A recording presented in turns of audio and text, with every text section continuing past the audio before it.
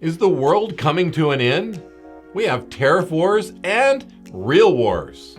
Others just threaten war. But does it mean it's the end of the world?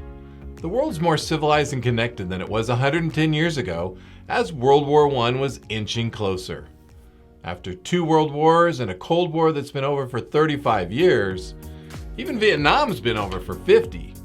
And there's been a lot of wars, and people are afraid when it looks like another war could be like a cloud on the horizon. And the truth is, no one knows. But here's what I think.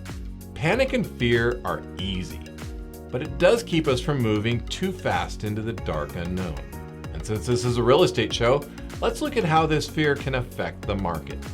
70% of Americans are concerned about a potential housing crash in 2025. And concern means they're more than just aware. It does affect their actions. 32% of those who planned a major purchase this year say they're now delaying it.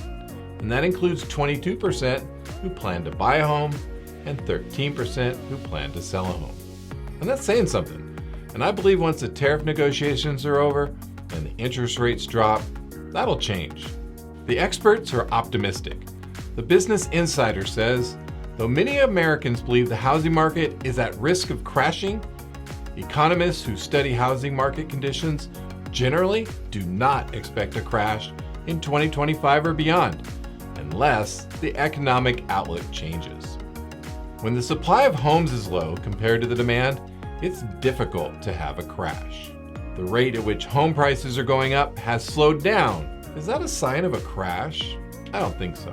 And I think it has more to do with interest rates than anything else. Look at the volatility of this chart for 2025. The Fed Chair, Jerome Powell, has fans and critics, and he says, as that great Chicagoan Ferris Bueller once noted, life moves pretty fast, and for the time being, we are well positioned to wait for greater clarity.